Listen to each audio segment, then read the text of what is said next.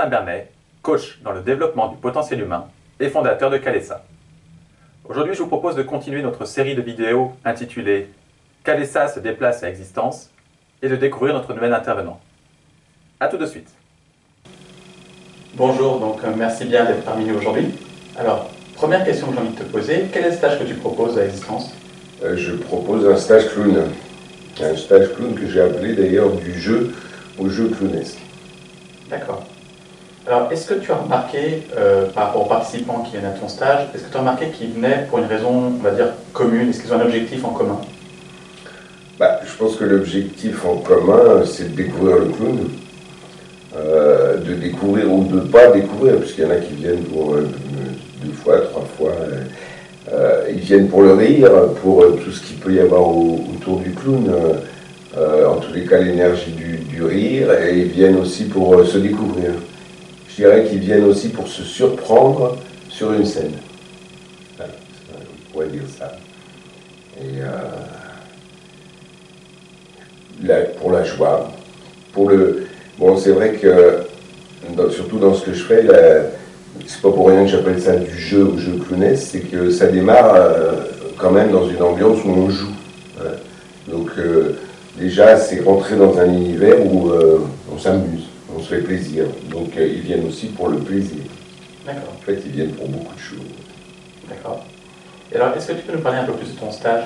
Comment est-ce que se déroule le stage?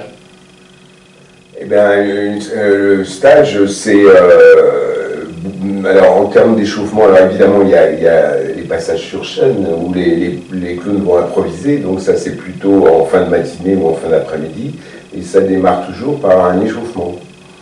Donc, le clown, plus il est encore, mieux ça vaut. Donc, on démarre par des choses autour de la danse, autour du rythme, pour déconnecter un peu le mental et pour être le plus facilement dans le corps, quoi, et dans le jeu. Hein. J'ai parlé du jeu, donc ces échauffements, c'est souvent des jeux qu'on fait. D'accord. Et en quoi est-ce que le clown permet de mieux se connaître soi-même? Alors, ça c'est une grande question. Il permet déjà justement de revenir au corps, de revenir à l'émotion. Dans notre trajet quotidien, si je puis dire, on est quand même pas mal sollicité au niveau du mental. Et là, c'est l'occasion de revenir plus à l'émotionnel. Plus à l'émotionnel entre soi et soi, avec les autres, effectivement. Dans les échauffements que je fais, ou même sur scène, on va être en relation et on va voir comment ça se passe quand on est en relation ou quand on ne l'est pas. Je pense qu'effectivement, un des premiers travaux de l'apprenti clown, c'est d'apprendre à écouter, apprendre à s'écouter et apprendre à écouter l'autre pour pouvoir construire avec lui un jeu. D'accord.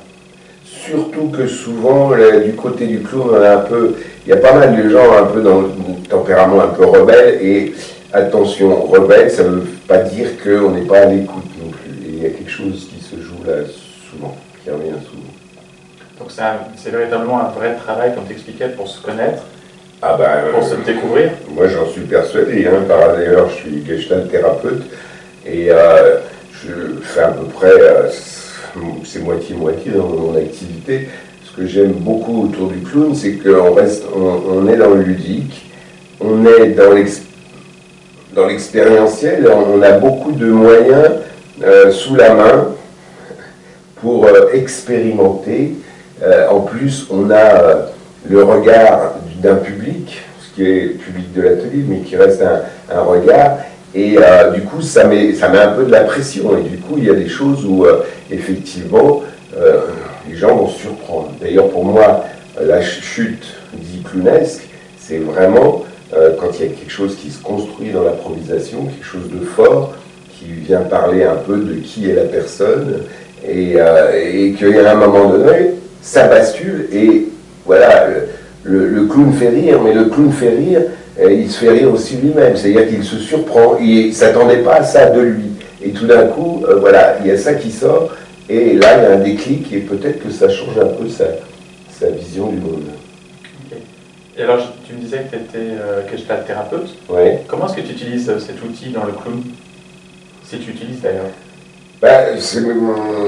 Moi, je dirais que le clown est éminemment gestaltiste. C'est-à-dire que la grande idée de la gestalt, c'est qu'est-ce qui se passe dans le présent. En gestalt, on a tendance des fois à opposer un peu la psychanalyse, on a tendance à creuser dans le passé. L'idée de la gestalt, c'est de voir plutôt comment ça se rejoue dans le présent.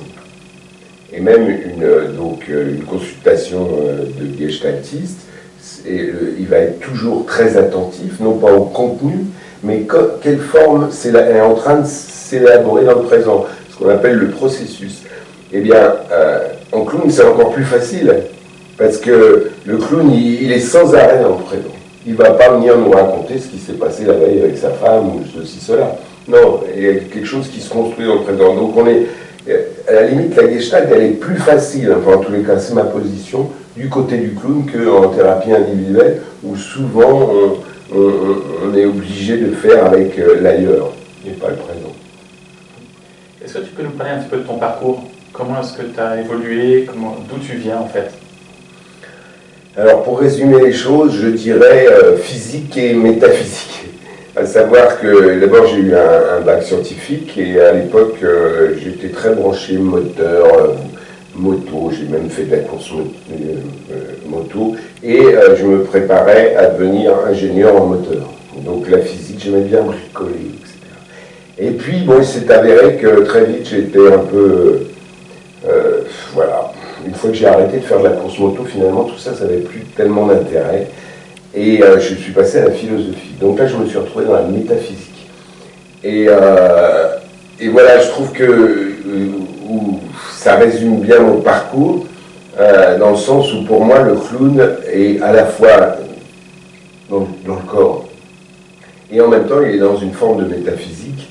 Enfin, en plus, c'est même pas qu'il est dans une forme de métaphysique, mais pour moi, le clown est un alchimiste, dans le sens où, justement, l'intérêt du clown, en tous les cas tel qu'il est pratiqué à l'heure actuelle, qui n'a rien à voir avec ou de loin avec le clown de cirque, mais pour moi le clown c'est comment, c'est curieux aujourd'hui dans le nom des clowns, parce qu'on leur donne des noms, il y en a un qui s'est appelé Traversin, et je trouve ça très bien Traversin, parce que justement pour moi le clown c'est traverser des endroits qui nous sont un peu difficiles. C'est donc sortir un peu de ce qu'on appelle notre zone de confort et aller se frotter à notre zone de risque et puis traverser. Et quand on traverse, bien, en général, on ramène quelque chose et on grandit. Voilà ce qui me vient là. Et toi, tu t'es formé à la Gestalt? Alors évidemment, je me suis formé à la philosophie. Alors la philosophie, bon, j'ai fait 3 ans de philo, puis ça ne répondait pas à mes questions métaphysiques de base. Voilà, donc j'ai arrêté, et puis je suis revenu au moteur, et puis finalement, de fil en aiguille, j'ai rencontré la formation de Gestalt thérapeute. Et là, j'ai trouvé vraiment un enseignement qui collait bien avec mes activités de clown, puisque j'avais déjà démarré un peu clown, et puis aussi mes activités musicales, artistiques, etc. Parce que, bon, je pense que le clown, souvent, ce qui m'aide aussi à aller vers le clown, par exemple, c'est les pratiques, c'est la danse. Je pense que dans mon parcours, la danse était quelque chose d'important. Ça a été une façon d'être plus en corps, et je ne cesserai de le répéter, le clown et l'évolution personnelle, c'est quand même, plus on sera investi corporellement, mieux ça vaudra. Donc la danse africaine notamment, elle a fait partie de mon parcours, la guitare, être en rythme, je fais beaucoup d'exercices où j'aide les gens à se mettre en rythme.